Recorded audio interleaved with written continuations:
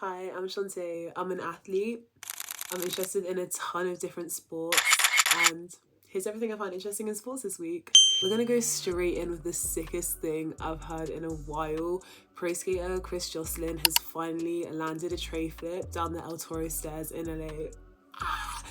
This, the El Toro is basically a 20-step drop. It's famous in the skateboarding community, and maybe 10 years ago, he landed a tray flip down the stairs, but his trucks broke. So he rode away for a little bit, his trucks broke, so he jumped off the board and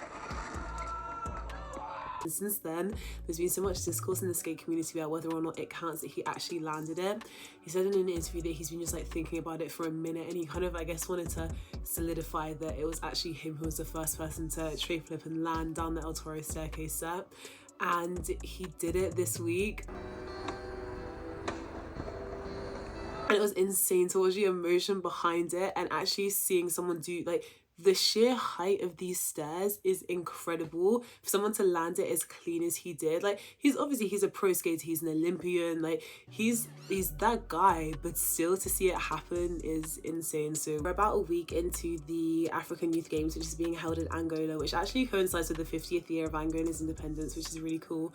The youth game hosts African athletes from 14 to 17, and it's got 33 different sporting disciplines in, with all 54 African countries eligible to play. I haven't been able to find any coverage of this in UK media. I've looked online and I found even on the African Youth Games website, there's not a ton of coverage for current medals and what's going on, but some of the bigger countries like Nigeria, Ghana, Kenya have been covering on their Instagram pages and local news networks.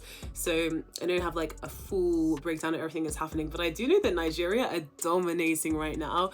The Nigerian women's pair won beach volleyball against Egypt. They won 2-0. It was 21-15 and 21-17, so it was a solid sweep for them, which is really cool. Over in athletics, Nigeria are going crazy. They've got 11 medals so far. They got 6 silvers and 5 golds, which is insane.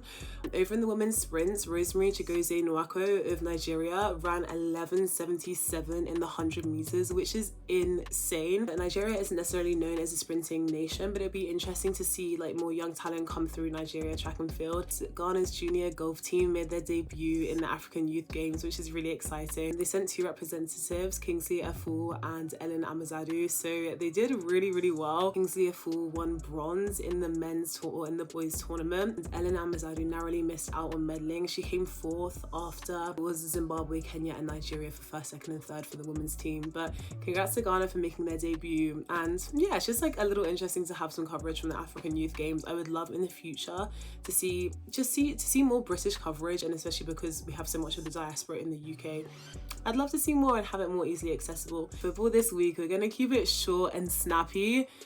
But first of all, Arsenal, I want to talk to you because what the was that?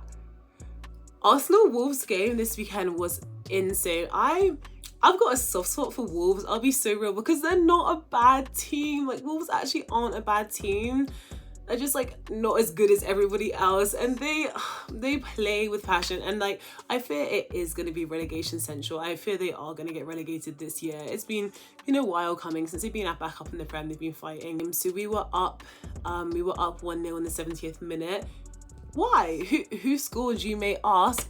It was obviously John Stones, the Wolves goalkeeper, as an own goal. Naturally, of course, because why would it be an Arsenal player that scored? And then in the 90th minute, Tolu Arakadare scored, equalising it for the Wolves, which would be insane. Oh my god, Wolves finally get a draw. They've got 2 draws this season so far.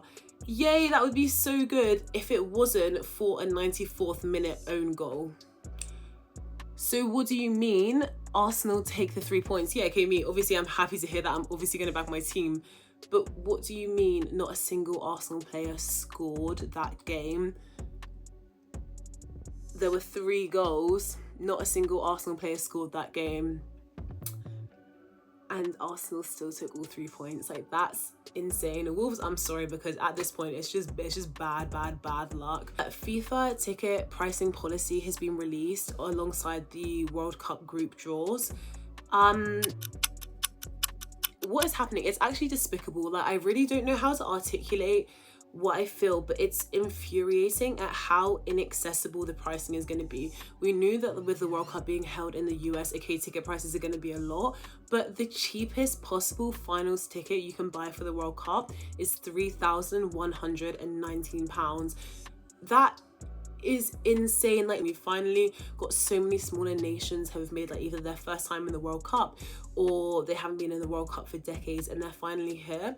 And now the prices for tickets for group stages in a lot of cases are like 2 or 3 times the monthly wage of people from the countries that want to be buying the tickets. Really going to see problems with the visas and flights and things like that with it being held in the US, but this pricing policy is insane. Group stage tickets are up 3 times more expensive than they were for Qatar in 2022, and it honestly is just infuriating.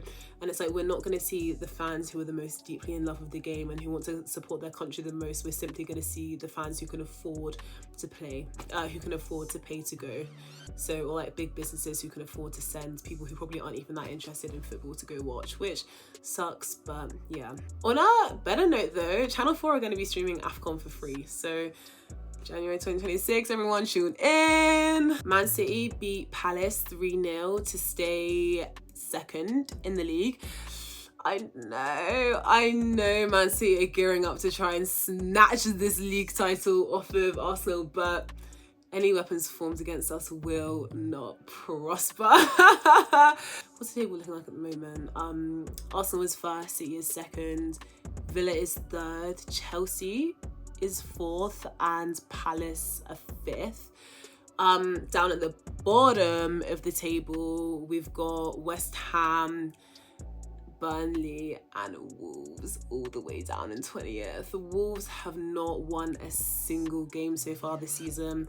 They've drawn 2 games, which gives them like a 14 loss total, which is insane. This is just not, it's not the season to be. Is it ever the season to be a Wolves fan? Maybe, but I fear not now. Let's see if Wolves can turn it around in the second half. Going over to athletics.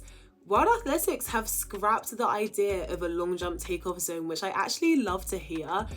They spoke about this, I think, was it after World Championships 2 years ago? I think it was like, started hearing rumors of this in like 2024. And basically in long jump, you have a takeoff board. So obviously you have your run up, there's like a takeoff board, and you have to make, which is a lot of the time when it's on TV, they'll zoom in and you'll be able to see the athlete's like foot, like the tip of their shoe, and then the line, making sure it hasn't crossed over the line. So you'll have a long jump board, you take off of that, and then you jump into the sand, and then your score is taken from like the furthest back indentation of where you landed. And World Athletics wanted to replace this just with a general takeoff zone. So instead of having to calculate and make sure your jump is on a specific couple of inches board, we have a massive zone. And their idea behind this was like to reduce the amount of fouls that we were seeing and to allegedly like generate more hype, I guess, because they thought there'd be more PBs if people weren't as cautious of where they were going to take off. A lot of athletes, including Tara Woodall-Davis and Jasmine Sawyers, which are some of the biggest names in long jump, were opposing this. And obviously, because what do you mean? You spend years, decades even, perfecting your sport.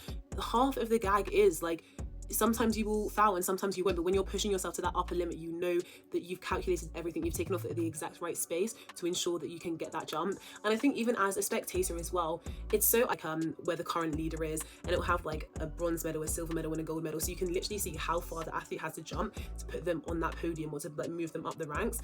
And so if you did a long jump to zone, it would take away that element of it. So World Athletics essentially said that they didn't want to go to war with athletes, so they've scrapped it. And you know what? Well done for admitting your mistake. That's okay. I respect you. They admit their mistake and we're moving on. So no takeoff zone. It's like in World Athletics, but out like an infographic.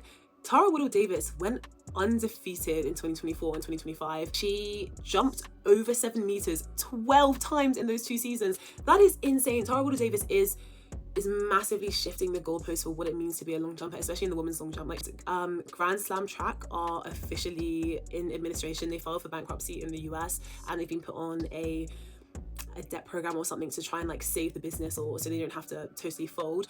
But yeah, Grand Slam track was obviously Michael Johnson's baby. He wanted to revolutionize track. He did say though he won't be able to say field, so I'm not salty because I did want it for their track athletes, but sorry, what's happened now, babe? But Michael Johnson, he was paying winners of each challenge $100,000, which I think is like 74,000 pounds. It's insane amounts of money, like higher than a lot of countries even see for like Olympic gold medal winners. But yeah, for now, Grand Slam track is out of business. And to finish it off for athletics, Thailand's Purapul Bunsoon ran 9.94 in December in an under 20s age category. Like, that's insane. That's fast. Like, the way athletes be running under 10 seconds now is something that 5 years ago was incomprehensible. We were not seeing levels like this happen so frequently. So the game is changing massively. Over in the NBA, Oklahoma City Thunder have equaled the all-time best 25 game start to the season. They've won 24 out of 25 of their first games, which is an insane run to be on. OCT is obviously led by Shea GA, who was last year's MVP, and the game they got this in was against Phoenix Suns. I think they won like 138 to 89 or something like that. KD hits 31,000 points in his NBA career, which is insane to hit. But it's even more insane when you find out that earlier this year, I think it was like July of this year, KD got transferred out of Phoenix Suns to Houston Rockets, and in the game last week, Rockets won over Phoenix Suns. And is crazy, almost poetic, I hate to say, because when Kevin Durant hit 30,000 points earlier this year, it was when he was playing for the Suns, and now he's hit 31,000 points. It comes after his Rocky transfer. The Guardian released a really interesting article on how the UAE are starting to kind of like monopolize and take a lot of control over sports. We've seen it already with football, with UFC, with cricket, with like the Asian Cup, which was held and funded by UAE. So it's basically talking about the NBA Cup, which got renamed the Emirates NBA Cup in 2024 after the NBA signed a multi-year deal with Emirates, which is obviously the national airline of UAE. And with that, they obviously got naming rights, but they've got preseason games held in UAE now. The NBA Cup had its inaugural season last year, but it's essentially like an in-season tournament that just adds, I guess, more games, which is great for the fans. But that now being called the Emirates NBA Cup shows again how UAE has its hands in so many sporting institutions' pockets. And the problem of this is essentially the whitewashing of the Emirates and of UAE.